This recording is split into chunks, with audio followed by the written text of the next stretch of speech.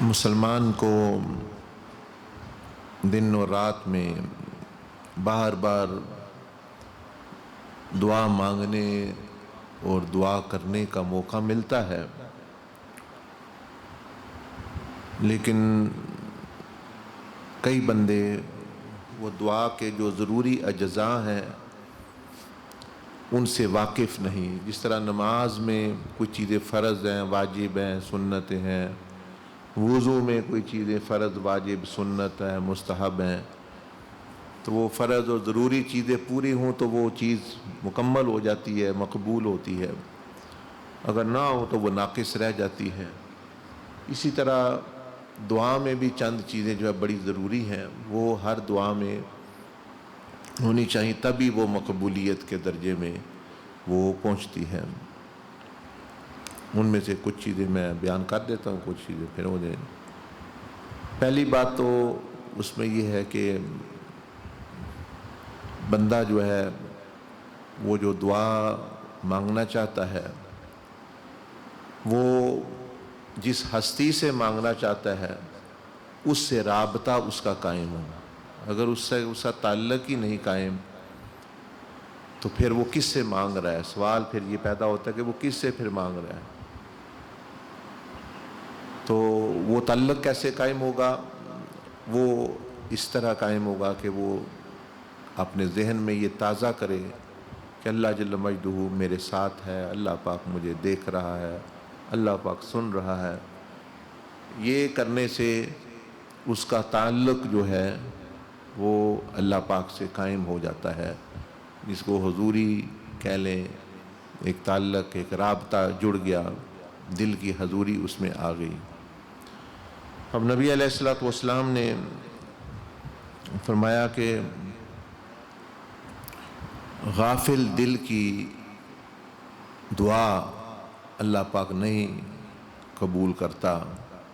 میں نے غافل دل سے مراد کیا کہ وہ دل جو ہے وہ کچھ اور سوچ رہا ہو، یعنی ایک تو ہے کہ وہ اللہ پاک کی حضوری اس کو حاصل ہو، یہ بھی اس میں شامل ہے کہ دل حضوری میں، دل غافل نہیں۔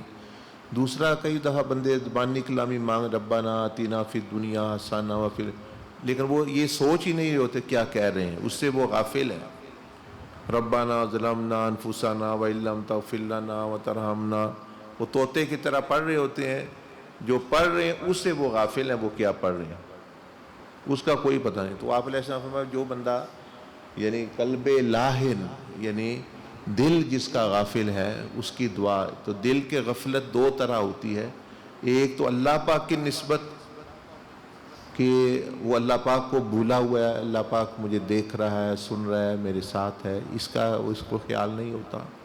دوسرا، وہ جو دعا مانگ رہتا ہے وہ دعا سے غافل ہوتا ہے، وہ جو میں مانگ رہا ہوں اس کا اس کے ذہن میں کوئی مفہوم ہی نہیں ہے، کوئی شے ہی نہیں ہے، وہ زبانی کلامی بس جو ہے یعنی ایک ورد کے طور پر، یا ویسے وہ ایک جو رٹی رٹائی ہے، جیسے آپ دیکھتے ہیں لوگوں کو وہ شروع ہو جاتے ہیں بس، اور اس میں جو حضوری ہے، یعنی حضوری سے مراد اب یہ ہے کہ وہ جو مانگ رہے ہیں اس کا ان کو پتہ ہو میں کیا مانگ رہا ہوں۔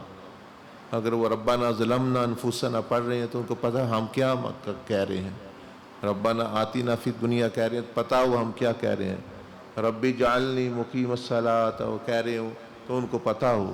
تو اگر وہ جو مانگ رہے ہیں اس سے ہی غافل ہیں اور جس سے مانگ رہے ہیں اس سے بھی غافل ہیں، تو یعنی ان کو یاد نہیں، تو پھر وہ دعا جو ہے وہ قبولیت کے درجے کو نہیں پہنچتی۔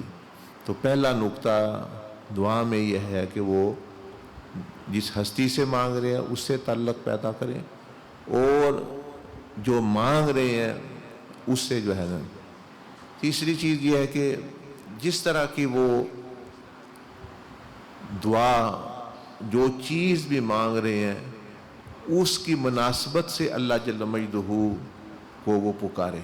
مثلا آپ نبی علیہ السلام کی دعاؤں میں، قرآن کی دعاؤں میں آپ دیکھیں گے کہ اگر بندہ رزق مانگ رہا ہے تو وہ اللہ پاک کی اس صفت کو ذہن میں لے کے آئے کہ اللہ سب کچھ دینے والا ہے، دے سکتا ہے، کوئی اس کو پوچھنے والا نہیں، کوئی اس کو روکنے والا نہیں، اس کے خزانے لامحدود ہیں۔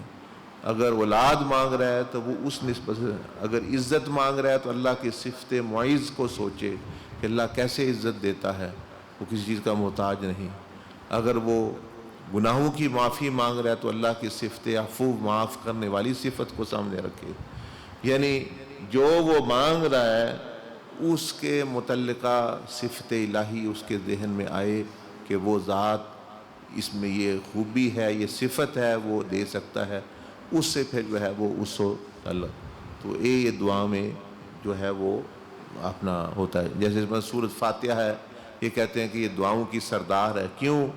اس میں بندے نے شروع سے یہ کہہ دیا الحمدللہ رب العالمین، رب العالمین، سارے جہانوں کو ہر چیز دینے والا کی ذات کی جب، تو اب جو ہے وہ آگے جو ہے۔ تو اسی طرح چند چیزیں اور بھی ہیں، تو اللہ پاک ہمیں پہلے یہ یاد کر لیں 2-3 چیزیں کہ اللہ کی حضوری، اللہ مجھے دیکھ رہا ہے، سن رہا ہے، میرے ساتھ ہے، میری دعا سن رہا ہے۔ دعا میں کی حضوری کہ دعا مانگ کیا رہا ہے وہ پتہ ہو، میں بچہ مانگ رہا ہوں، میں کھلونا مانگ رہا ہوں، میں مغفرت مانگ رہا ہوں، اگر یہی نہیں پتہ تو وہ پھر کیا مانگ رہا ہے۔ اور تیسرا کہ وہ اللہ پاک کی اس صفت پر خاص توجہ کرے، کیونکہ اللہ پاک نے کل بھی جیسے میں بات کر رہا تھا، اللہ پاک نے فرمایا وَلِلَّهِ الْأَسْمَاءُ الْحُسْنَى فَادْعُوهُ بِهَا، کہ اللہ کے سارے ہی نام اچھے ہیں، فَادْعُوهُ بِهَا، تو دعا مانگا کرو ان کے ذریعے سے۔ کیا مطلب؟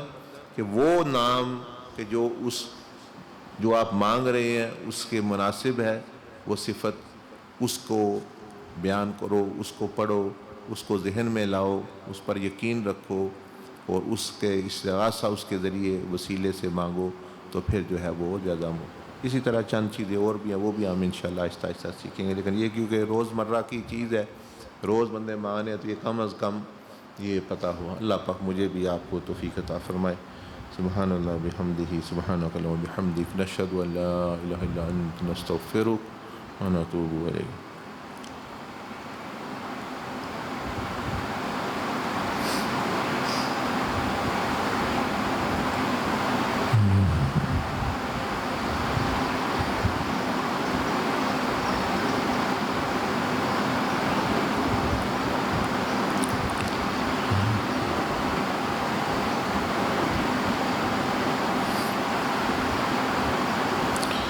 استغفر اللہ۔